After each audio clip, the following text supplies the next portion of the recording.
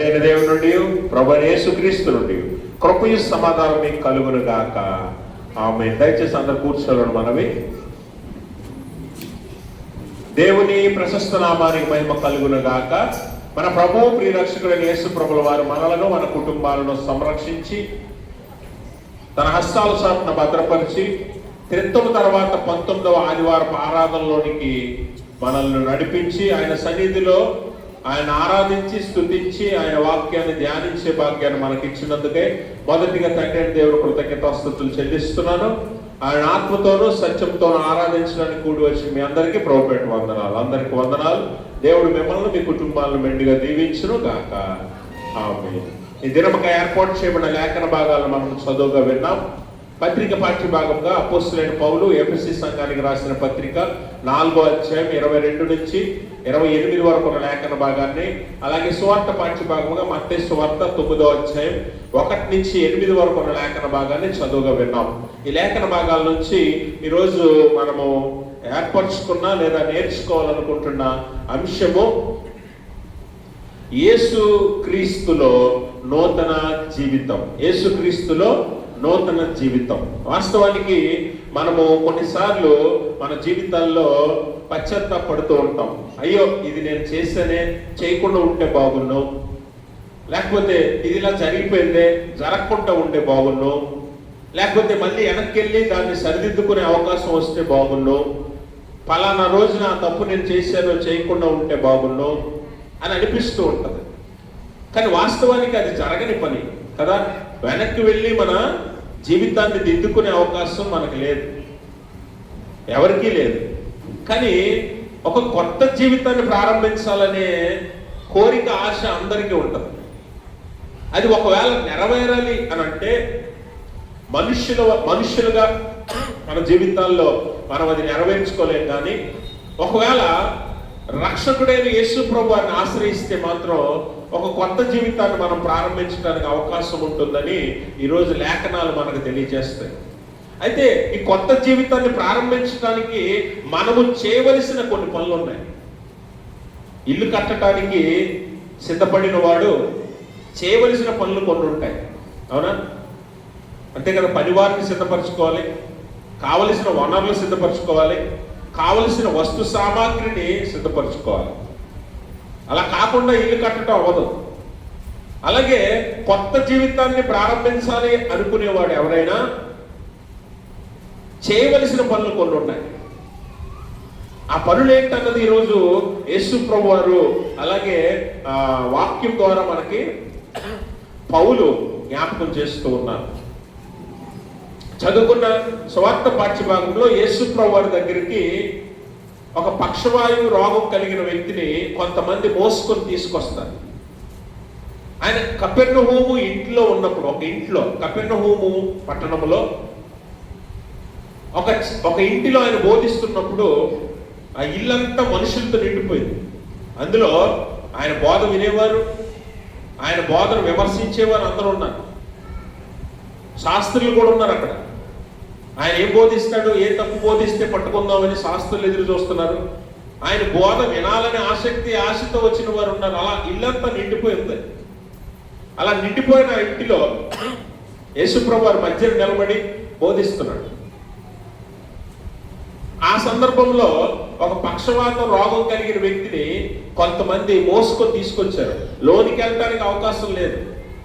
అలాంటి పరిస్థితుల్లో ఆ ఇంటి పైకప్పును తీసి ఆ పైకప్పు కిందకి దింపారు అతన్ని, మంచం మీద పెట్టి. ఇది 3 సువార్తల్లో కనిపిస్తుంది. మత్తయి, మార్కు, లూకా 3 సువార్తల్లోనే ఈ సంఘటన ఉంటుంది. అయితే ఈ సంఘటన ద్వారా దేవుడు మనకి ఈరోజు నేర్పుతున్న పాఠం ఏంటంటే, క్రీస్తులో నూతన జీవితాన్ని నువ్వు ప్రారంభించాలనుకుంటే నువ్వు చేయవలసిన పనులేంటో ఈరోజు లేఖనం ద్వారా మనం జ్ఞాపకం చేసుకుందాం. ఆ సందర్భంలో యేసు ప్రభువారి ఎదురుగా ఉన్న పక్షవాయువు రోగం కలిగిన వ్యక్తితో, ఆయనను తీసుకొచ్చిన స్నేహితులతో, అక్కడున్న శాస్త్రులతో యేసు ప్రభువారు మాట్లాడతాడు. ముగ్గురితోనూ మాట్లాడతాడు. కాబట్టి ఈ ముగ్గురితో మాట్లాడిన ఈ సందర్భం నుంచి మనము నేర్చుకోవాల్సిన పాఠాలను చూద్దాం. మొట్టమొదటిగా దేవుని వాక్యం ఏం చెప్తుందంటే, దేవుని వాక్యంలో యేసు ప్రభు వారు ఎవరితో మాట్లాడుతున్నాడంటే, అక్కడ స్నేహితులు ఉన్నారు కదా, ఎవరైతే మోసుకొచ్చారో ఈ పక్షవాతం రోగం కలిగిన వ్యక్తిని ఎవరైతే మోసుకొచ్చారో ఆ వ్యక్తిని తీసుకొచ్చిన మనుషులను చూసి యేసు ప్రభు వారు మాట్లాడుతున్నాడు. చూడండి, అక్కడ మత్తయి సువార్త 9వ అధ్యాయంలో మనం చూసినట్లయితే 2వ వచనం చదవండి. ఇదిగో జనులు పక్షవాయువుతో మంచము పట్టి ఉన్న ఒకని ఆయన యొద్దకు తీసుకుని వచ్చిరి. యేసు వారి విశ్వాసమును చూచి, చాలు, యేసు ఎవరి విశ్వాసముని? తీసుకువచ్చిన వారి విశ్వాసమును చూచి. ఇక్కడ మనం గమనించాలి, యేసు ప్రభువు మొట్టమొదటిగా ఎవరిని దృష్టించాడంటే, పక్షవాయువు రోగం కలిగి మంచం పట్టిన వ్యక్తిని ఎవరైతే మోసుకొచ్చారో వారిని చూశాడు. ఇప్పుడు ఈ లేఖనం ద్వారా మనం నేర్చుకోవాల్సిన పాఠం ఏంటంటే, అంటే యేసు ప్రభువులో కొత్త జీవితాన్ని ఎవరైనా ప్రారంభించాలని ఆశ కలిగితే చేయవలసిన పని ఏంటో తెలుసా? ఒక మంచి స్నేహితునిగా ఉండాలి. దేవునికి స్తోత్రం. మంచి స్నేహితునిగా ఉండాలి. ఈరోజు స్నేహం అనేది వ్యాపారం అయ్యింది, స్నేహం అనేది అవసరం అయ్యింది, కొన్నిసార్లు స్నేహం అనేది మోసం కూడా అయ్యింది. అవునా? ఈరోజు మీ స్నేహితులను బట్టి ఆలోచన చేయండి, లేదా మీ పొరుగు వారిని బట్టి ఆలోచన చేయండి. స్నేహం అనేది ఎలాంటి వాటికి ఈరోజు వినియోగించబడుతుందో మనకు తెలుసు. కానీ వాక్యం చెప్తుంది ఏంటంటే, మంచి స్నేహితునిగా ఉండాలట. మంచి స్నేహితునిగా ఉండాలి. ఈరోజు ఈ పక్షవాయువు రోగం కలిగిన వ్యక్తి యొక్క స్నేహితులు ఉన్నారే, వారు ఎలాంటి వారట? తన స్నేహితుడిని అలా మంచం పట్టి పడి ఉండటం చూడలేని వారు ఎంతో బాధపడ్డారు, వారు ఎంతో దుఃఖించారు. అందుకని యేసు ప్రభు వారు ఎక్కడున్నాడో తెలుసుకొని ఈ మంచం పట్టిన వ్యక్తిని మోసుకొని వెళ్ళారు ఆయన దగ్గరికి. ఈరోజు నువ్వు నీ స్నేహితుడిని ఎవరినైనా దేవుని సన్నిధికి తీసుకొని రాగలుగుతావా? నీ స్నేహితులు ఎవరైనా నీ దేవుని సన్నిధికి రావాలి అని అంటే నువ్వు వెళ్తున్నావా? అంటే స్నేహం అనేది ఎలా ఉండాలంట? మంచి స్నేహంగా ఉండాలి, పొరుగువారి మేలు కోరేదిగా ఉండాలి, వారి బాగోగులు కోరేదిగా ఉండాలి, వారి అవసరతల్లో పాలు పంచుకునేదిగా ఉండాలి. కానీ ఈరోజు అవసరతలు ఎలా ఉన్నాయంటే అవసరానికే స్నేహం అన్నట్టుగా. అవునా? నిజంగా చెప్పాలంటే ఈరోజు స్నేహం అనేది లేదని కూడా చెప్పొచ్చు. స్నేహం అనేది లేదని చెప్పొచ్చు. ఎందుకంటే ఈరోజు నీ స్నేహితుడే ఎదుగుతుంటే నువ్వు చూడలేవు, నీ స్నేహితుడే బాగుంటే నువ్వు చూడలేవు, నీ స్నేహితుడు ఉన్నతమైన స్థితికి వెళ్తే నువ్వు సహించలేవు. ఇది నేటి స్నేహం. కానీ దేవుని వాక్యం ఏం చెప్తుందంటే మంచి స్నేహితునిగా ఉండాలట. సామెతలు 17వ వచనం అంటాడు, నిజమైన స్నేహితుడు విడువక ప్రేమించును, అట్టివాడు దుర్దశలో సహోదరునిగా ఉండును. నిజమైన స్నేహితుడు ఏం చేస్తాడట? నిజంగా ఇప్పుడు మీరిద్దరు ఫ్రెండ్స్ ఉన్నారు, మీకు ఎవరైనా మంచి ఫ్రెండ్ ఉన్నాడు అనుకోండి, బెస్ట్ ఫ్రెండ్. అంటే బెస్ట్ ఫ్రెండ్ అంటే ఏంటి? మనం రాసుకొని పూసుకొని తిరుగుతుంటాం కదా, ఎక్కడికి వెళ్ళినా తోకలా ఒకరు ఉంటారు మన పక్కన, అది బెస్ట్ ఫ్రెండ్ అంటే. అవునా? ఎక్కడికి వెళ్ళినా అలాంటి ఫ్రెండ్ పక్షవాతం రోగంతో మంచం మీద పడి ఇంట్లోనే ఉన్నాడు అనుకోండి, ఏం చేస్తావు నువ్వేం చేస్తావు? ఒకరోజు వెళ్ళి బాధపడతావు, అయ్యో ఎలా అయింది ఏంట్రా నీకు, అయ్యో నువ్వేంట్రా ఎలా అయిపోయావు, నాకు చాలా బాధగా ఉందని ఒక రోజు బాధపడతావు, ఒక రెండో రోజు బాధపడతావు, మూడో రోజు బాధపడతావు, ఒక వారం బాధపడతావు, తర్వాత వాళ్ళ ఇంటికి కూడా వెళ్ళడం మానేస్తావు. ఎందుకంటే వాడు నీతో తిరగలేడు, ఇంకా వాడు నీతో సమయం గడపలేడు. ఇంకా ఒకవేళ నువ్వు వెళ్ళినా అస్తమానం వాడి బాధను చూసి, వాడి పరిస్థితిని చూసి నీకే కొంతకాలానికి విసుగొస్తుంది. అందుకని ఏం చేస్తావు అంటే నీ స్నేహాన్ని కట్ చేసుకుంటావు. ఫ్రెండ్షిప్ పోతే ఇంకా అయిపోయింది నీ పని. ఎందుకంటే ఇంకా వానితో నీకు పని లేదు అన్నట్టుగా నువ్వు ఉంటావు. కానీ దేవుని వాక్యంలో ఏం చెప్తుంది స్నేహం గురించి? నిజమైన స్నేహితుడు విడువక ప్రేమించును, అట్టివాడు దుర్దశలో సహోదరునిగా ఉంటాడట. ఎవరు వదిలేసినా రక్త సంబంధిగా మారుతాడట. ఇది స్నేహం అంటే. ఇలాంటి స్నేహాన్ని దేవుడు కోరుకుంటున్నాడు. ఇప్పుడు పక్షవాయువు రోగం కలిగిన వ్యక్తిని తన స్నేహితులు చూడలేని పరిస్థితి. ఎందుకంటే అయ్యో మాలో ఒకడు ఇలా పడిపోయి ఉన్నాడే, వీడు ఇలా ఉండకూడదు, వీడు మాలాగే తిరగాలి, మాలాగే సంతోషించాలి, మాలాగే అన్ని అనుభవించాలని కోరుకొని యేసు ప్రభు వారి దగ్గరికి ఆ వ్యక్తిని మోసుకొని వచ్చారు. ఎంత మంచి స్నేహమో చూడండి. ఈరోజు సొంత తల్లిదండ్రులు లేకపోతే సొంత అన్నదమ్ముల్నే మనం పట్టించుకోం. ఇలా పక్షవాయువు రోగం వచ్చి పడిపోతే, అవునా? మంచం మీద ఉంటే ఎవరైనా మనం కొన్నాళ్ళు చూస్తాం, తర్వాత మనం పట్టించుకోం. కానీ విడువక ప్రేమించేదే నిజమైన స్నేహం అని గుర్తుపెట్టుకోండి. అలాంటి స్నేహితుడిగా మీరు ఉండాలనేది దేవుని యొక్క ఉద్దేశం. అందుకని వారి విశ్వాసం చూసి దేవుడు మాట్లాడుతున్నాడు. వారి విశ్వాసం చూసి దేవుడు స్వస్థత చేశాడు.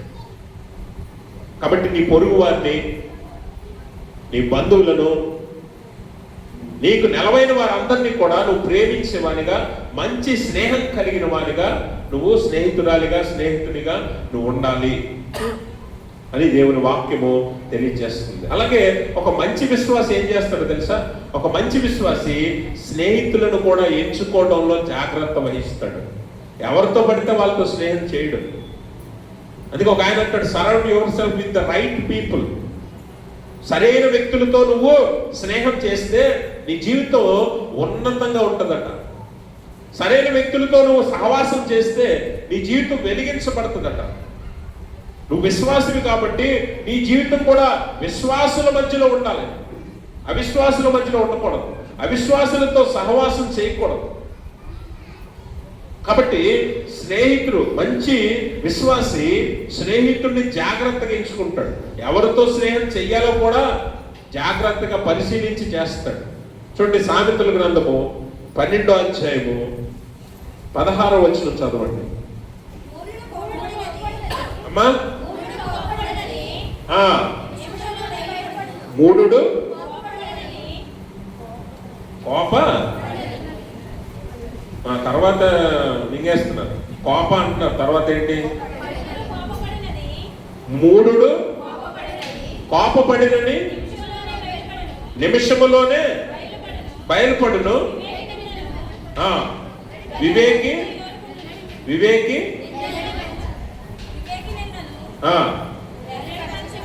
వెల్లడి పరచక.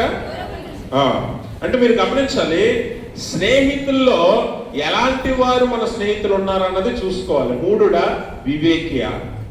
మూఢుడితో స్నేహం చేస్తే మరి మూఢత్వమే మనకి అబ్బుతుంది. ఒకవేళ వివేకితో స్నేహం చేస్తే వివేకము, తెలివి, ఆలోచన మనకి అలవడుతుంది. కాబట్టి స్నేహములో మనము ఎలా ఉండాలంటే చివరిదాకా మనము విడువక ప్రేమించే స్నేహాన్ని మనం చెయ్యాలి. మన స్నేహితులు వివేకులైనట్లుగా మనం చూసుకోవాలి. అప్పుడు మన ఆత్మీయ జీవితం కానివ్వండి, ఇహలోక సంబంధమైన కుటుంబ జీవితం కానీ, సామాజిక జీవితం కానీ బాగుంటాయి. ఎందుకంటే మన జీవితాలు చాలా వరకు పాడేది ఎందుకో తెలుసా? ఈ చెప్పుడు మాటలు వినడం వల్లే. విశ్వాస జీవితమైనా ఎవరి జీవితమైనా పాడైపోయేది ఎక్కువ ఎక్కడంటే ఈ చెప్పుడు మాటలు వినడం వల్లే. వాటిని బట్టే మనం నిర్ణయాలు తీసేసుకొని మనము మన ఇష్టానుసారంగా చేయటం వల్ల బంధాలు, బంధుత్వాలు, రక్త సంబంధం, స్నేహబంధం అన్ని పోగొట్టుకుంటాం మనం. అందుకనే నీ స్నేహితులు ఎలాంటి వారో నువ్వు చూసుకో. వారు వివేకులయ్యి, మంచివారయ్యి, విశ్వాసులై ఉన్నట్లయితే నీ జీవితం వెలిగించబడుతుంది. ఇప్పుడు ఈ పక్షవాయువు రోగం కలిగిన వారి స్నేహితులు చెడ్డవారు అనుకోండి, అసలు వారిని యేసుప్రభు వారి దగ్గరికి ఎవడ తీసుకొస్తాడు? అతన్ని మంచివారు కనుక, విశ్వాసం కలిగిన వారు కనుక, తన సహోదరుణ్ణి, స్నేహితుడిని ప్రేమించిన వారు కనుక మోసుకొని వచ్చారు దేవుని దగ్గరికి. కాబట్టి అలాంటి మంచి స్నేహితులు కలిగిన వారుగా ఉండాలి. మీరు కూడా అలాంటి మంచి స్నేహితులుగా ఉండాలి. అర్థమైందా? అది దేవుడు అడుగుతున్నాడు. అలాంటి వారుగా మీరు ఉండాలి. రెండవది, పక్షవాయువు రోగం కలిగిన వారితో మాట్లాడుతున్నారు. పక్షవాయువు రోగం కలిగిన వారితో ఏమంటున్నాడు యేసుప్రభు వారు? కుమారుడా, ధైర్యముగా ఉండుము, నీ పాపములు క్షమించబడి ఉన్నవని పక్షవాయువు గల వారితో చెప్పాడు. ఇప్పుడు ఎవరితో చెప్పాడు? మొదట వారిని, స్నేహితులను చూసి మాట్లాడాడు. తర్వాత ఇప్పుడు పక్షవాయువు రోగం కలిగిన వ్యక్తితో మాట్లాడుతున్నాడు. కుమారుడా, ధైర్యము కలిగి ఉండు, నీ పాపాలన్నీ. వాస్తవానికి ఈ పక్షవాయువు రోగం కలిగిన వ్యక్తి యేసుప్రభు వారి దగ్గరికి ఎందుకు తీసుకురాబడ్డాడు? శారీరక స్వస్థత కోసం కదా. కానీ యేసుప్రభు వారు ఏం చెప్తున్నాడు? ధైర్యంగా ఉండు, నీ పాపాలు క్షమించబడి ఉన్నాయి. ఇప్పుడు మీరు ఒక విషయాన్ని అర్థం చేసుకోవాలి. యోధా సాంప్రదాయంలో రోగం వచ్చినా, జబ్బు వచ్చినా, మరణం వచ్చినా దేనివల్ల అంటే పాపం వల్లే వచ్చిందని యూదులు నమ్ముతారు. నిష్ట కలిగిన యూదులు నమ్మేది ఏంటంటే నువ్వు చేసిన పాపం వల్లే నీకు జబ్బు వచ్చింది, నువ్వు చేసిన పాపం వల్లే నీకు ఇది జరిగింది అని నమ్ముతారు. అయితే ఇప్పుడు మనం గమనించవలసిన విషయం ఏంటంటే పాపము పక్షవాయువు రోగం లాంటిదే. పాపము పక్షవాయువు రోగం లాంటిదే. ఇక్కడ యేసు ప్రభు వారు మొట్టమొదట ఆత్మీయ ఆరోగ్యం గురించి ఆలోచిస్తున్నాడు, శారీరక ఆరోగ్యం తర్వాత. ఎందుకంటే మొదట ఆత్మీయ ఆరోగ్యం పొందినప్పుడు శారీరక స్వస్థత ఆటోమేటిక్గా కలుగుతుంది. ఒకవేళ కలగకపోయినా, శారీరక స్వస్థత లేకపోయినా ఆత్మీయ స్వస్థత ఉన్నవాడు నిత్యము జీవిస్తాడు. అది యేసుప్రభు వారి ఉద్దేశం. కాబట్టి అందుకే యేసుప్రభు వారు అంటాడు, నువ్వు శరీరం అంతా కలిగి ఉండి నరకంలో పడుట కంటే ఒక అవయవం నీకు లేక, ఒక కన్ను లేకుండా నువ్వు పరలోకంలో ఉండటమే మేలు. నీ కన్ను నిన్ను అభ్యంతరపరిస్తే దాన్ని పెరిగి పక్కన పడేయమంటున్నాడు. నీ చెయ్యి నిన్ను అభ్యంతరపరిస్తే నీ చెయ్యి తీసేసుకో అంటున్నాడు. కానీ పరలోకం వెళ్ళటమే ప్రాముఖ్యం. అందుకే మొట్టమొదట ఆత్మీయ ఆరోగ్యం కొరకు చూస్తున్నాడు. ఒక వ్యక్తి ఆత్మీయంగా ఆరోగ్యంగా ఉండాలన్నది దేవుని యొక్క ఉద్దేశం. ఇంకొకటి ఏంటంటే పాపం వల్లనే సమస్తము మనకు కలుగుతాయి. పాపం వల్లనే మనము అనారోగ్యం కావచ్చు, లేకపోతే ఇంకేదైనా పాపం వల్ల వచ్చే పర్యావసానాలన్నింటినీ మనం అనుభవించాలి తప్పదు. అందుకే పాపమును తీసేస్తే పాప మూలమైన ఏ పరిస్థితి కూడా మనం అనుభవించాం. కాబట్టి పాపమే అన్నిటికీ మూలం. అందుకే మొట్టమొదటి యేసుప్రభు వారు ఏం చేస్తున్నాడంటే పాపాన్ని తీసేసి యూదుల యొక్క విశ్వాసాన్ని బలపరుస్తున్నాడు. పాపం లేకపోతే రోగమే లేదని నమ్ముతారు. కాబట్టి పాపాన్ని తీసేసి తర్వాత రోగాన్ని కూడా తీసేయడానికి ఆయన సిద్ధపడ్డాడు. కాబట్టి పాప క్షమాపణ ప్రాముఖ్యం. ఈరోజు శారీరక స్వస్థత ఉన్నా లేకపోయినా పాప క్షమాపణే ముఖ్యం. అందరం ఏమనుకుంటామంటే ఆరోగ్యంగా ఉండాలనుకుంటాం. ఇక్కడ నా దగ్గర నుంచి మొదలుపెట్టి ఆ చివర కూర్చున్న వ్యక్తి దాకా అందరూ ఏదో ఒక జబ్బుతో ఉన్నోళ్ళే, అవునా కాదా? ఎవరైనా perfect, I'm all right, completely perfect అనే వ్యక్తి ఎవరైనా ఉన్నారు ఇక్కడ? ఎక్కడే కదా, బయటికి వెళ్ళి చూడండి, ఎక్కడికైనా వెళ్ళి చూడండి. శరీరం మొత్తం మీద ఏదో ఒక రోగం, ఏదో ఒక లోపం, ఏదో ఒక వ్యాధి, బాధ ఏదో ఒకటి ఉంటుంది. శారీరక స్వస్థత అందరికీ ఉండదు. ఇక్కడ యేసుప్రభు వారి ఉద్దేశం ఏంటంటే శారీరక స్వస్థత నీకు ఇవ్వగలడు, కానీ దానికంటే ముందు నీకు కావాల్సింది ఏంటంటే ఆత్మీయంగా ఆరోగ్యం కావాలి. అందుకే పాపాలను క్షమించబడి మనము పరలోకానికి అర్హులం అవ్వాలన్నది దేవుని యొక్క ఉద్దేశం. కాబట్టి కొత్త జీవితాన్ని ప్రారంభించదలిచిన వాడు ఎవడైనా క్రీస్తులో మొట్టమొదటిగా ఏం చేయాలట? మంచి స్నేహితునిగా, అంటే మన స్వభావాన్ని, మన విధానాన్ని మార్చుకోవాలి. ఇతరుల పట్ల మన ఆలోచనలు, మన విధానం మార్చుకొని మంచి వారిగా, మంచి స్నేహితునిగా మారాలి. అలాగే మన పాపాలను మనం కడుక్కోవాలి. ఎక్కడికి? యేసు ప్రభువు వారి దగ్గరికి వెళ్ళి కడుక్కోవాలి. ఇప్పుడు ఆయన అంటాడు నీ పాపాలు క్షమించబడి ఉన్నాయి అనగానే అక్కడ ఉన్న శాస్త్రులు ఏమనుకున్నారంటే ఈయన దేవదోషణ చేస్తున్నాడు. ఎందుకంటే దేవునికి మాత్రమే ఈ హక్కు ఉంది, దేవునికి మాత్రమే ఈ పాపాలు క్షమించే శక్తి ఉంది. యేసు ప్రభు వారికి లేదనుకుంటున్నారు వాళ్ళు. కానీ యేసు ప్రభు వారిలోనే పాప క్షమాపణ దొరుకుతుందన్న సంగతి మనం తెలుసుకోవాలి. అందుకే మన పాత జీవితంలో ఉన్న పాపములన్నింటినీ క్షమించబడాలంటే మనం ఏం చేయాలంట?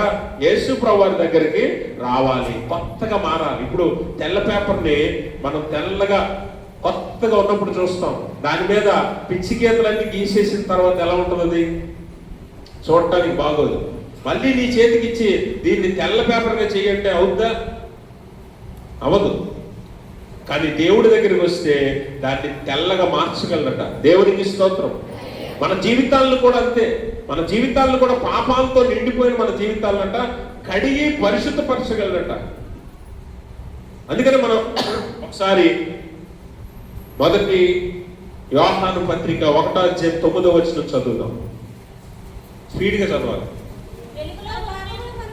మొదటి మీరు ఏది పడితే చదివేకండి. మన పాపములను మనం ఒప్పుకొని ఎడల ఆయన నమ్మదగిన వాడును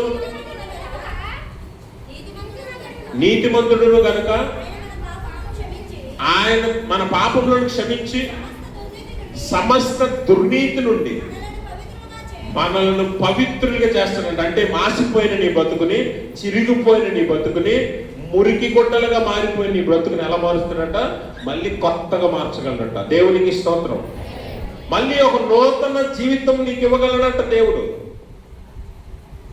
మళ్ళీ మొదటి నుంచి నీ జీవితాన్ని నువ్వు ప్రారంభించగలవట. అలాంటి జీవితాన్ని నీకు ఇస్తాడు దేవుడు.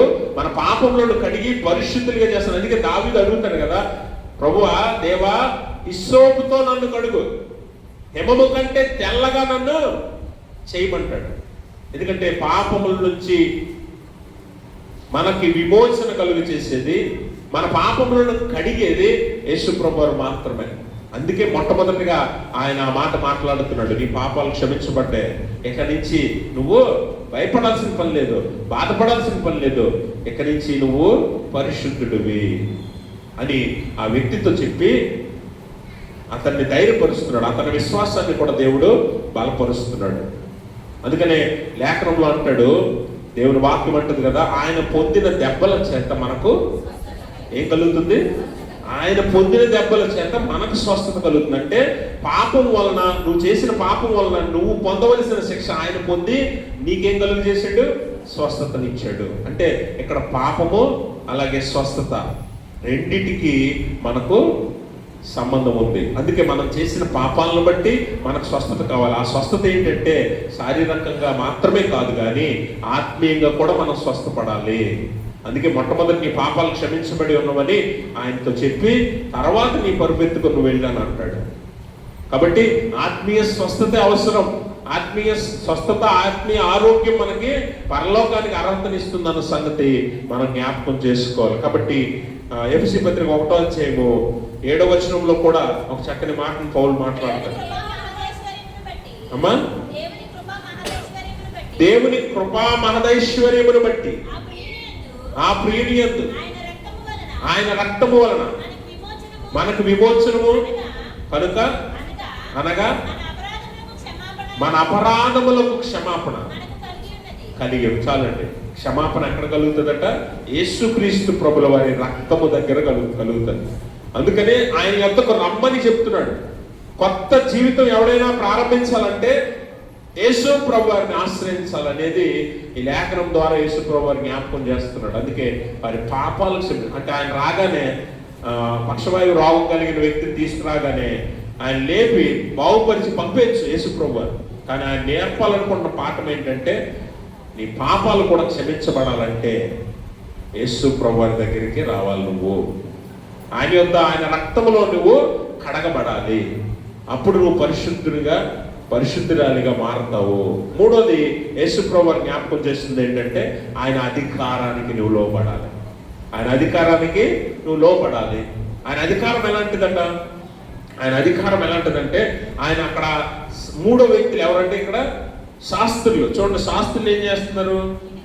ఇదిగో శాస్త్రులలో కొందరు ఇతడు దేవదోషణ చేయుచున్నాడని తమలో తాము అనుకొనగా యేసు వారి తలంపులు గ్రహించి మీరెందుకు మీ హృదయములలో దురాలోచనలు చేయుచున్నారు. చాలండి, ఇక్కడ యేసు ప్రభు వారు మూడో వ్యక్తి, మూడో గుంపు ఎవరు? శాస్త్రులు. శాస్త్రుల హృదయాలను చదువుతున్నాడు దేవుడు. దేవునికి స్తోత్రం. ఈరోజు మన హృదయాలను చదవగలిగే దేవుడు, మన హృదయాలను చదవగలిగే దేవుడు మన హృదయాలను స్కాన్ చేయగలడు. స్కాన్ చేసి లోపమేంటో తెలుసుకోగలడు. ఇప్పుడు శాస్త్రుల లోపం ఏంటి? శాస్త్రుల లోపం ఏంటంటే యేసు ప్రభు వారి దేవుడు కాదు అనుకుంటున్నారు. ఆయన్ని విమర్శించాలని, ఆయనను ద్వేషించాలని, దూషించాలని ప్రయత్నం చేస్తున్నారు. అందుకే వారి హృదయాంతరంగాలను ఎరిగిన దేవుడు ఏం చేస్తున్నాడంటే మీరెందుకు మీ హృదయాలలో ఏమంటున్నాడు అక్కడ? హృదయములలో దురాలోచనలు చేస్తున్నారు. దురాలోచనలు. అందుకే ఇక్కడ దేవుడు ఏం చేస్తున్నాడంటే సర్వాధికారాన్ని చూపిస్తున్నాడు. యేసుప్రభు వారి అధికారం ఎలాంటిదట? సార్వభౌమాధికారం, సావరిన్ అథారిటీ. సావరిన్ అథారిటీ అంటే సార్వభౌమత్వం. సార్వభౌమత్వం అంటే ఏంటో తెలుసా? ఇప్పుడు ఈ సంఘం ఉంది, ఈ సంఘానికి అధికారి ఎవరు? ఎవరు ఎవరు మీరా? మరి ఎవరు? సంఘానికి కాపరిగా ఉన్న నేను. ఇప్పుడు నా పైన ఎవరో ఒకరు ఉంటారు కదా, ఉండరా? నా పైన ఇంకా అధికారులు ఉన్నారు, నా పైన ఇంకా అధికారులు ఉన్నారు. కానీ యేసు ప్రభువుకి ఇవ్వబడిన అధికారం ఎలాంటిదంటే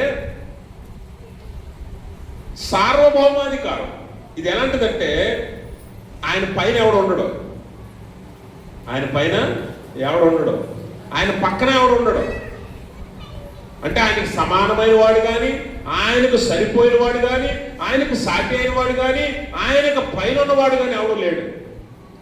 ఆయన మాత్రమే ఉన్నాడు. ఆయనదే అధికారం. అంటే సమస్తము ఆయన కింద ఉన్నాయి, సమస్తము ఆయన క్రింద ఉన్నాయి, అన్నిటి మీద ఆయన పైన ఉన్నాడు. అలాంటి అధికారం ఆయన యేసు ప్రభువు. అందుకనే ఆయన అధికారాన్ని ఇక్కడ వినియోగించి అంటున్నాడు, మీరెందుకు మీ హృదయాల్లో దురాలోచనలు చేయిస్తున్నారు అని చెప్పి అప్పుడు చూపిస్తున్నాడు ఆయన అధికారం. ఏంటంటే నువ్వు లేచి నీ పరుపెత్తుకునే. ఎందుకంటే వారు ఊహించలేదు. దేవదోషణ చేస్తే, దేవదోషణ నిజంగా యేసు ప్రభువు చేసి ఉంటుంటే ఈ అద్భుతం జరుగుతుందా? జరుగుతుందంటారా? ఎవరైనా ఒక వ్యక్తి దేవునికి వ్యతిరేకంగా మాట్లాడి అద్భుతం చేయగలరా దేవుని నామంలో?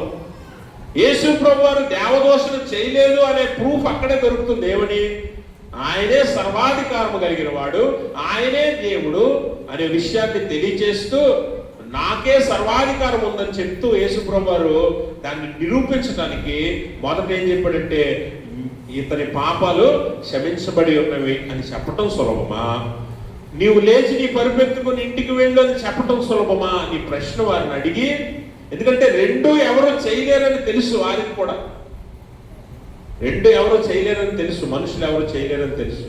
అందుకనే యేసు ప్రభు వారు వారిని అంటున్నాడు, ఇది రెండిట్లో ఏది సులభం అని చెప్పి మొదట పాపాలు క్షమించబడి ఉన్నామని పక్షవాయువు రోగం కలిగిన వ్యక్తితో చెప్పి, నువ్వు లేచి నీ పరుపెత్తుకుని వెళ్ళని శాస్త్రులతో మాట్లాడి ఆ మాట చెప్తున్నాడు. అంటే నా అధికారము ఇది అని చెప్తున్నాడు ఆయన.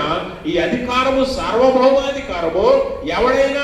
ఎవరైనా దీని క్రింద మాత్రమే ఉండాలి. ఎంత గొప్పవారైనా ఈ అధికారం క్రిందకు రావాలి. అందుకనే ఆయన అంటాడు, నాకు పరలోకంలోను భూమి మీద సర్వాధికారం ఇవ్వబడింది. సర్వాధికారం అంటే ఆల్ అథారిటీ, అన్నింటి మీద అథారిటీ, అన్నింటి మీద అధికారం ఆయనకు ఉంది. ఆ అధికారమును బట్టే ఆయన మరణించిన వారిని లేపాడు.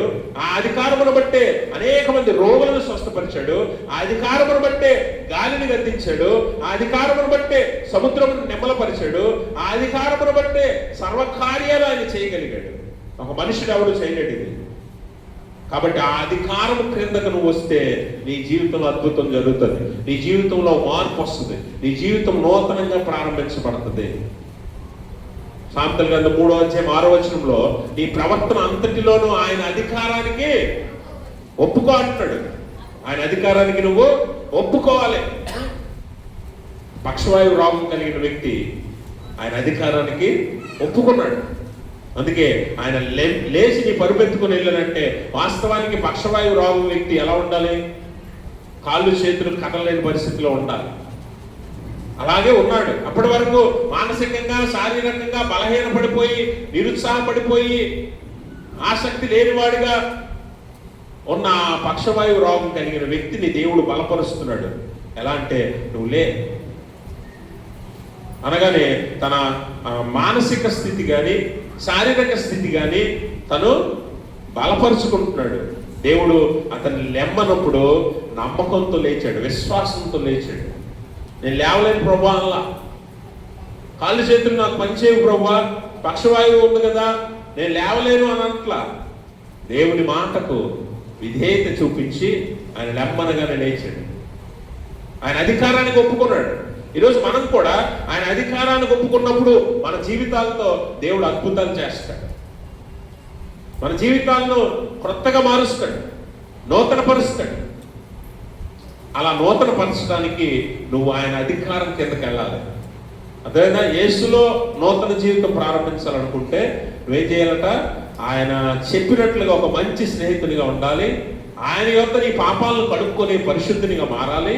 అలాగే ఆయన అధికారానికి నువ్వు ఒప్పుకోవాలి. రెండవది సువార్త పాఠంలో మూడు విషయాలు యేసుప్రభువు వారు మనకు నేర్పితే, రెండవది పత్రిక పాఠంలో కూడా పౌలు ఒక 3 మాటలు నేర్పిస్తున్నాడు. అవేంటంటే చూడండి, ఎఫ్సీ పత్రిక 4:22-28 22 చదవండి. కావున మునుపటి ప్రవర్తన విషయములో అయితే మోసకరమైన దురాశల వలన చెడిపోయిన మీ ప్రాచీన చాలు. ఇప్పుడు ఏమంటాడంటే పౌలు, కొత్త జీవితం ప్రారంభించాలంటే ఏం చేస్తారు? కొత్త ఇంట్లోకి వెళ్ళాలంటే ఏం చేస్తారు మీరు? కొత్త ఇంట్లోకి వెళ్ళాలి. కొత్త ఇంట్లోకి వెళ్ళాలంటే ఏం చేస్తారు? ఏమండి, మనకు దురాశ ఎక్కువ కదా, పాతిల్లు మాకే కావాలి, కొత్త ఇల్లు మాకే కావాలనుకుంటాం. అందుకనే మానవ జీవితాల్లో చాలాసార్లు మనం ఏం చేస్తామంటే దురాశ లేకపోతే దురాలోచన మనలో ఉంటాయి. వాటి వల్ల మన జీవితాల్లో కొన్నిసార్లు మనమే పాడు చేసుకుంటాం. ఆ పాడు చేసుకోవడానికి గల కారణం మనమే. అందుకని ఇక్కడ పౌలు ఏమంటున్నాడంటే, మీ ప్రాచీన స్వభావంలో ఉన్న చెడిపోయిన ఈ ప్రాచీన స్వభావపు గుణాలను అలాగే స్వభావాన్ని మీరేం చేయాలంట? విడిచిపెట్టాలి. విడిచిపెడితే కొత్త స్వభావం మీరు పొందుకోవచ్చు, కొత్తగా మీరు మారొచ్చు. కొత్తగా మీరు మారాలంటే పాత స్వభావాన్ని మీరు వదిలిపెట్టాలి. వదలకుండా కొత్తగా మారటం జరగదు అని పౌలు జ్ఞాపకం చేస్తున్నాడు. అంటే మీరేం చేయాలంట?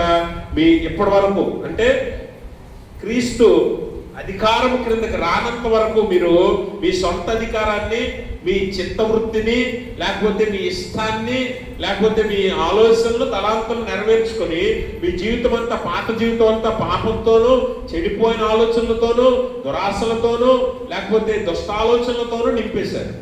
ఇప్పుడు అవన్నీ వదిలేసి యేసుప్రభువు దగ్గరికి వస్తే అప్పుడు నువ్వు కొత్తగా మారడానికి అవకాశం ఉంటుంది. నూతన స్వభావం, నవీన స్వభావాన్ని మీరు పొందుకుంటారని పౌలు తెలియజేస్తున్నాడు. నవీన స్వభావం పొందాలంటే మనం ఏం చేయాలంట?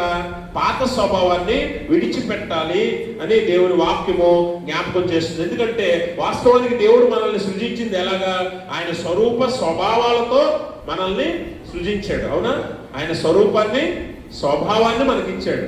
కానీ ఈ స్వభావం మర్చిపోయాం. మనం మర్చిపోయి ఇహలోక సంబంధమైన ఈ స్వభావాన్ని అలవర్చుకున్నాం. అందుకే ఆ స్వభావం, ప్రాచీన స్వభావాన్ని వదిలేస్తే నువ్వు కొత్తగా మారే అవకాశం ఉంది. ఇనుము ఉంది కదా, ఇనుము తుప్పు పడుతుంది. ఇనుము తుప్పు పడుతుంది. ఇనుము పాడైపోవాలంటే ఏం చేయాలి? ఏమీ చేయక్కర్లేదు. ఇనుమును ఇనుమే పాడు చేసుకుంటుంది. ఇనుముని ఇనుమే పాడు చేసుకుంటుంది. ఇనుముని ఇనుమే ఎలా పాడు చేసుకుంటుంది అంటే తనకు పట్టిన తుప్పే తనను పాడు చేస్తుంది ఇనుము. ఇప్పుడు విశ్వాసి పాడైపోవాలంటే నీకు పట్టిన తుప్పు ఇదే పాత ప్రాచీన స్వభావం అన్నాడు కదా. దురాశలు, దురాలోచనలు, లేకపోతే దుర్నీతి, దుష్ట సాంగత్యము, ఇవన్నీ నిన్ను పట్టి పీడిస్తే అవే నిన్ను పాడు చేస్తాయి. అయితే ఇప్పుడు ఇనుము మళ్ళీ కొత్తదిగా మారాలంటే ఏం చేయాలట? మళ్ళీ ఇనుమే కావాలి. ఇనుముతో మనం ఏం చేయాలి? ఇనుముతో మనము దాన్ని షార్ప్ చేయొచ్చు. అప్పుడు తుప్పంతా వదిలేసి మళ్ళీ కొత్తగా కనిపిస్తుంది. అలాగే ఇప్పుడు ఏం చేయాలట? పాత స్వభావాన్ని వదిలేసి కొత్త స్వభావంగా నువ్వు మారాలంటే నీలో ఉన్న పాత స్వభావం వదిలేసి అసలు నీకు దేవుడిచ్చే స్వభావాన్ని బయటికి తీయాలి. దేవుడు నీకు ఆయన స్వరూపాన్ని, స్వభావాన్ని ఇచ్చాడు. దాన్ని కప్పేసింది ఈ పాపపు స్వభావం. ఈ పాప స్వభావం తుప్పంతటిని తీసేస్తే దేవుని స్వరూపం నీలో బయటపడుతుంది. దేవుని స్వభావం నీకు బయటకు వస్తుంది. అప్పుడు కొత్తగా మారుతావు. మళ్ళీ నువ్వు కొత్తగా మారుతావు. అలా కొత్తగా మారటానికి దేవుడి దగ్గరకు నువ్వు రావాలి. కొలస్సీ పత్రిక 3:10 చదవండి. కొలస్సీ పత్రికలో పౌలు అంటాడు 3:10 ఏలయనగా ప్రాచీన స్వభావమును దాని క్రియలతో కూడా మీరు పరిత్యజించి, అంటే వదిలేసి, జ్ఞానము కలుగు నిమిత్తము దానిని సృష్టించిన వాని పోలిక చెప్పున. గమనించారా? ఎవరి పోలిక చెప్పున మీరు నూతన పరచబడాలంట? క్రీస్తు పోలిక. ఎందుకంటే ఆయనే కదా నీకు స్వరూపాన్ని, స్వభావాన్ని ఇచ్చాడు. అవి మర్చిపోయి నువ్వేం చేస్తున్నావు అంటే ఈ ప్రాచీన పాపపు స్వభావం అంతా నింపేసుకొని దేవుని స్వరూపాన్ని నీలో కల్పేస్తున్నావు. ఈ తుప్పంతా తీసేస్తే అసలైన స్వరూపం, దేవుని స్వరూపం, స్వభావం నీలో బయటకు వస్తుంది. అదే కావాలి, అదే నూతన పరచబడడం అంటే. కాబట్టి మొట్టమొదటిగా ఏం చెప్తున్నాడు పౌలు?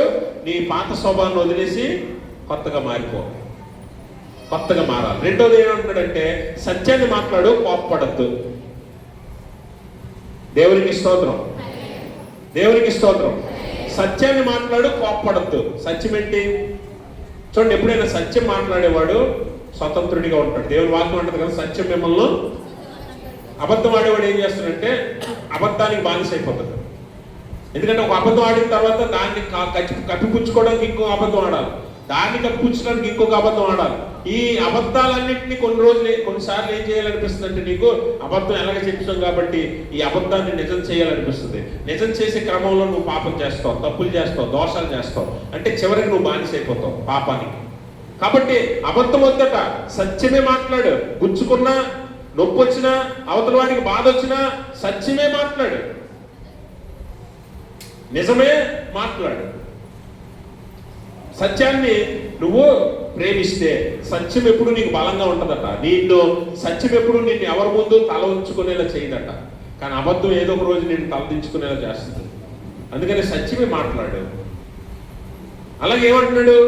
కోప్పడద్దు, కోపాన్ని తగ్గించుకో, కోపాన్ని వదిలే. కోపం ఏం చేస్తాడు? తన కోపమే తనకు కొన్నిసార్లు శత్రువు అవుతుంది కదా, అలా అంత భయంకరం కోపం. ఎందుకంటే కోపంలో ఆలోచన శక్తి ఉండదు. కాబట్టి కోపం వల్ల మనం కొన్నిసార్లు ఏం చేస్తామంటే భయంకరమైన నిర్ణయాలు తీసుకుంటాం. ఈరోజు చాలా మంది యవనస్తులు కోపం వల్ల తీసుకునే నిర్ణయాలు ఎంత భయంకరంగా ఉంటాయంటే కొంతమంది కోపంలో చచ్చిపోతారు తెలుసా. కోపం వచ్చి ఎవరి మీద కోపం వచ్చి ఆత్మహత్య చేసుకుని చచ్చిపోయిన యవనస్తులు లేరా? కోపం వచ్చి ఎవరినో చంపేసిన యవనస్తులు లేరా? కోపం వచ్చి ఒకరి జీవితాన్ని పాడు చేసిన యవనస్తులు లేరా? యవనస్తులే కాదు, ఎవరికైనా సరే కోపం అనేది భయంకరం. కోపం అనేది ఒక శత్రువు. అందుకే కోపాన్ని వదిలేయమంటాడు దేవుని వాక్యంలో పౌలు. సత్యాన్ని ప్రేమించి సత్యాన్ని హత్తుకొని కోపాన్ని విడిచిపెట్టమంటాడు. అందుకనే యాకోబు పత్రికలో 1వ అధ్యాయము 19వ వచనం అంటాడు యాకోబు భక్తుడు, సహోదరులారా, ప్రతి మనుష్యుడు వినుటకు వేగిరపడి మాట్లాడుటకు నిదానించి కోపపడుటకు నిదానించమంటున్నాడు. కోపపడుటకు అంటే కోపపడటానికి, మాట్లాడటానికి నువ్వు ఆలోచించాలట. నిదానించడం అంటే ఏంటి? ఇప్పుడు కోపపడొచ్చా, ఇప్పుడు మాట్లాడొచ్చా అని ఆలోచించి నువ్వు ముందుకెళ్ళాలి. కానీ వినడానికైతే వేగిరపడాలి. ఎప్పుడైనా గమనించండి, వినేవాడికే ఎక్కువ నేర్చుకోగలడు, వినేవాడికే ఎక్కువ జ్ఞానం ఉంటుంది. మాట్లాడేవాడికి ఏముండదు. మాట్లాడేవాడు లొడలోడ వాగుతారు తప్ప వారి దగ్గర ఏముండదు. కానీ వినేవాడు చాలా నేర్చుకుంటాడు, వినేవాడికి చాలా జ్ఞానము ఉంటుంది. అందుకే వినడానికి వేగిరపడండి అంటాడు, మాట్లాడటానికి నిదానించండి అంటాడు, అలాగే కోపపడటానికి నిదానించండి అంటాడు. కానీ మనం ఏం చేస్తామంటే ఈ రెండు తొందరగా చేసి వినడానికి మాత్రం వెనక్కి వెళ్ళిపోతాం. అందుకనే చాలా మంది వినడానికి ఇష్టపడరు, వినడానికి ఇష్టపడరు. అందుకే మేము కూడా వాక్య సమయాన్ని తగ్గించేద్దామని చూస్తున్నాం. ఎందుకంటే మీరు ఎలాగే వినరు, చెప్పడానికి మాకు ప్రయాసం తప్ప వినే మీకు కష్టంగా ఉన్నప్పుడు మేము కూడా వాక్యం అంతసేపు చెప్పకూడదు. ఎందుకంటే ఎవరికి ఎంత అవసరమో అంతే పెట్టాలా, అంతేనా? అవును కదా. మీకు ఎక్కువ ఇస్తే మీరు తినలేరు, ఎందుకంటే మీకు చేత కాదు. కానప్పుడు మీకు ఇవ్వడం కూడా వేస్తే. కాబట్టి గమనించండి, వినడానికి వేగిరపడేవారుగా ఉండమంటున్నాడు, కానీ మాట్లాడటానికి కాదు, కోప్పడటానికి కాదు. ఒకవేళ నిదానించి కోప్పడు, కానీ తప్పు చేయకంటాడు. అందుకే కోప్పడు కానీ పాపం చేయకుడి అన్నాడు. అందుకే ఒకవేళ కోపం వచ్చిందా కోప్పడు, కానీ పాపం చేయకు. ఎందుకంటే సాయంత్రం సూర్యాస్తమయ్యేలోపు నీ కోపాన్ని తీసేసి నీ బంధాలను పునరుద్ధరించుకో. ఈ కోపం పంతాలు పట్టింపుల వల్ల చాలా మంది అన్నదమ్ముల్ని, అక్క చెల్లెల్ని, రక్త సంబంధుల్ని, బంధువుల్ని, స్నేహితుల్ని పోగొట్టేసుకుంటున్నారు. చచ్చేదాకా ఈ కోపం వదలరు వాళ్ళు, చచ్చేదాకా ఈ పంతాలు వదలరు. కానీ దేవుడు వాక్యం ఏం చెప్తుందంటే నీ పంతం, నీ కోపం వదిలే, నీ రక్త సంబంధిని కలుపుకో, నీ అన్నదమ్ముడిని కలుపుకో, లేకపోతే నీ బంధువుని కలుపుకో, నీ స్నేహితుడిని కలుపుకో. ఈ పంతాలు ఎందుకు అని పౌలు హెచ్చరిస్తున్నాడు. కొత్తగా మారాలి. కొత్త జీవితం అంటే ఇదే. కొత్త జీవితం అంటే మన పాత బుద్ధిని వదిలేసి కొత్తగా మారాలి. ఒక అడుగు, ఒక మెట్టు నువ్వే దిగు. యేసుప్రభు నీ కోసం ఎంత దిగాడు? పరలోకం నుండి కిందకి, భూమి మీదకి ఎన్ని మెట్లు దిగాలో అన్ని మెట్లు దిగాడు నీ కోసం దేవుడు. కానీ నువ్వు ఒక మెట్టు దిగవు కదా. నీ రక్త సంబంధం దగ్గర, నీ స్నేహితుడి దగ్గర, నీ బంధువు దగ్గర పంతమంటే పంతమే, నేను పట్టానంటే పట్టే అన్నట్టుగా నిలబడిపోతావు. చచ్చేదాకా అలాగే ఉంటావు. చచ్చే ముందు తెలుస్తుంది నీకు. చచ్చే ముందు ఏమనిపిస్తుంది అంటే, అయ్యో ఇన్ని పోగొట్టుకున్నానా అని అనిపిస్తుంది. పక్షవాయు రోగం కలిగిన వాళ్ళలాగా మనసు మీద పడిపోయి ఉంటే మనం కదలలేం, మెదలలేం, ఎవరిని క్షమాపణ అడగలేం, ఎక్కడికి వెళ్ళలేం, దేవుడి సన్నిధిలో గడపలేం. కాబట్టి గమనించండి, దేవుడు అవకాశం ఇచ్చినప్పుడు మనం వాడుకోవాలి. అందుకే కోపాన్ని విడిచిపెట్టి నువ్వు నీ బంధాన్ని కలుపుకో. అలాగైతే మనం చేసిన పాపాలకి, దేవుడికి మన మీద వచ్చిన కోపానికి ఎప్పుడు వదిలేయాలి మనల్ని? ఇన్నిసార్లు క్షమించకూడదు, ఇన్నిసార్లు మనల్ని కాపాడకూడదు, ఇన్నిసార్లు మళ్ళీ చేర్చుకోకూడదు, ఇన్నిసార్లు మళ్ళీ హత్తుకోకూడదు. కానీ ఎందుకు ఆయన మళ్ళీ మళ్ళీ మనల్ని ప్రేమిస్తున్నాడంటే నువ్వు కూడా అలాగే ఉండాలి. కొత్తగా మారాలంటే నువ్వేం చేయాలంట? కోపాన్ని విడిచిపెట్టాలి, సత్యాన్ని మాట్లాడాలి, పాత స్వభావాన్ని వదిలేసి కొత్త స్వభావాన్ని ధరించుకోవాలి. కొత్త బట్టలు వేసుకునేటప్పుడు పాత బట్టలు వదిలేస్తాం, కొత్త ఇంట్లోకి వెళ్ళేటప్పుడు పాత ఇంటిని విడిచిపెడతాం. అలాగే కొత్త స్వభావం ధరించాలంటే పాత స్వభావాన్ని విడిచిపెట్టాలి. చివరిగా ఆయన ఏమంటాడంటే, చివరిగా అపవాదికి చోటు ఇయ్యద్దు. 27-28 వచనాల్లో అంటాడు కదా, అపవాదికి చోటు ఇయ్యక ఏం చేయాలట? చదవండి 27వ వచనం. అపవాదికి చోటు ఇయ్యకుడి, దొంగిలవాడి ఇక మీద దొంగిలకుండా అక్కర గలవానికి పంచిపెట్టినట్లు వీలు కలుగు నిమిత్తము తన చేతులతో మంచి పనులు చేయాలి. అర్థమైంది మీకు? అపవాదికి చోటు ఇయ్యద్దు, మంచి పనులు చేయండి అన్నాడు. అర్థమైందా? మొదట ఏమన్నాడు? ప్రాచీన స్వభావాన్ని వదిలేసి కొత్త స్వభావం ధరించుకోండి. తర్వాత ఏమో సత్యాన్ని మాట్లాడంటే కోపాన్ని వదిలేయండి. ఇప్పుడు ఏమంటున్నాడు? అపవాదికి చోటు ఇయ్యద్దు, మంచి పనులు చేయండి. అపవాదికి కొత్తగా మారాలంటే నీ జీవితం నువ్వేం చేయాలంటే అపవాదికి చోటు ఇవ్వకూడదు. ప్రాచీన స్వభావంలో పాపము, లేకపోతే చెడిపోయిన ఆలోచనలు, లేకపోతే చెడ్డ పనులు అన్ని నీ జీవితంలో ఎలా ఉన్నాయి? ఎందుకు ఉన్నాయి అని అంటే, పాత జీవితంలో నువ్వు అపవాదికి చోటిచ్చావు. అపవాది నీ దగ్గర ఉన్నాడు కనుక అపవాది వల్ల నువ్వేం చేసావంటే అపవాది సంబంధమైన ఈ దురాలోచనలన్నీ కూడా నెరవేర్చావు. అందుకే దుష్టునికి చోటిస్తే దురాశ, దుర్నీతి, దురాలోచనలు, దురాభిమాన పాపములన్నీ కూడా నీ జీవితంలోకి వస్తాయి. దుష్టునికి చోటివ్వద్దు అని పౌలు చెప్తాడు. అందుకనే అపవాదికి చోటిక వాడిని ఎదిరించండి, వాడు మీ వద్ద నుండి పారిపోతాడు. పారిపోవడానికి నీ దగ్గర ఉండవలసిన ఆయుధం ఏంటంటే వాక్యము. మత్తయి సువార్త 4వ అధ్యాయంలో యేసుప్రభువు ఏం చేస్తున్నాడంటే వాక్యం అనే ఖడ్గంతో అపవాదిని ఎదిరిస్తున్నాడు. అందుకే వాడు పారిపోయాడు. దేవునికి స్తోత్రం. కాబట్టి ఈరోజు నీ దగ్గర వాక్యం ఉందనుకోండి, సత్యం ఉందనుకోండి, నిన్ను అపవాది ఏమీ చేయలేడు. కాబట్టి అపవాదికి చోటు ఇవ్వద్దు. నువ్వేం చేయాలంటే మంచి పనులు చేయాలి. ఎప్పటిదాకా పాపం చేసావా? ఎప్పటిదాకా పాపాన్ని వదిలే. దొంగతనం చేసావా? దొంగతనం వదిలే. ఎప్పటిదాకా ఇంకేదైనా తప్పు చేసావా? అది వదిలే. నీ పాత జీవితంలో ఏమున్నాయో అన్నీ వదిలే, కొత్తగా నీ పని మొదలు పెట్టు అంటాడు. అందుకనే దొంగతనం చేసేవాడు ఏం చేస్తాడు? ఒకటి దగ్గర నుంచి లాక్కుంటాడు. అట్టి వాడికి దేవుడు చెప్తున్న మాట ఏంటో తెలుసా? అక్కడి నుంచి లాక్కోవడం మానేసి ఇవ్వటం మొదలు పెట్టు. స్టీలింగ్ టు షేరింగ్ అంటే నువ్వు దొంగతనం చేసి ఒకటి దగ్గర నుంచి లాక్కోవడం మానేసి నువ్వే కష్టపడి పనిచేసి అవతల వాడికి ఇవ్వు అని అంటాడు. ఇది కొత్త పని, కొత్త జీవితం, నూతన స్వభావం, మంచి ఆలోచన. ఇది దేవుడికి కావాల్సిందే. నువ్వు కొత్తగా మారాలంటే ఇలా చేయాలి.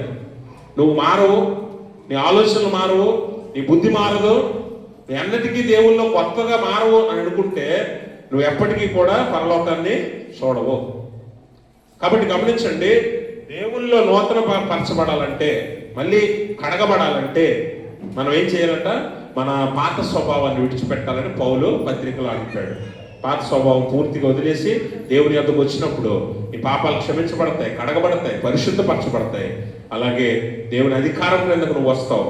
అలాగే మంచి వ్యక్తిగా, స్వభావం కలిగిన వానిగా, మంచి స్నేహితునిగా, పరోపకారిగా, అనేక మందికి మేలు చేసేవాడిగా నిన్ను దేవుడు మారుస్తాడు. మదర్ తెరీసా, లేకపోతే భారతదేశానికి వచ్చిన అనేక మంది క్రైస్తవ మిషనరీలు చేసిన పనులు ఫాదర్ హయ్యర్ గారు మన సంఘ వ్యవస్థాపకుడు, మతోద్ధరణ పండుగను మనం జరుపుకుంటాం. మరి ఆ ఫాదర్ హయ్యర్ గారిని జ్ఞాపకం చేసుకుంటాం, మార్టిన్ లూథర్ గారిని జ్ఞాపకం చేసుకుంటాం. వీళ్ళు అనేక మందికి మేలు కలిగినట్లు గొప్ప కార్యాలు చేశారు. కేవలం స్వార్థ ప్రకటనే కాదు కానీ వైద్య సేవ, అలాగే విద్యాసేవ, ఇవన్నీ చేసి అనేక మందిని ఆదరించి ఓదార్చి అన్నం పెట్టి చాలా మందికి బ్రతికించిన వారు వీళ్ళు. ఈరోజు నువ్వు పరోపకారిగా, ఒక మంచి స్నేహితునిగా దేవుని దృష్టిలో నువ్వు ఉండాలి అని అంటే నువ్వు నీ స్వభావాన్ని మార్చుకొని కొత్త పనులు ప్రారంభించు. కొత్తగా నీ పాత పనులన్నీ విడిచిపెట్టి కొత్తగా మారడానికి ప్రయత్నించే అటువంటి స్థితి దేవుడు తన పరిశుద్ధాత్మ ద్వారా మనందరికీ దయచేయుగాక. ఆమేన్. సమస్త జ్ఞానం పంపించిన దేవుని సమాధానం యేసుక్రీస్తు వల్ల మీ హృదయంలో మీ తలంపులకు కావలి ఉండును గాక.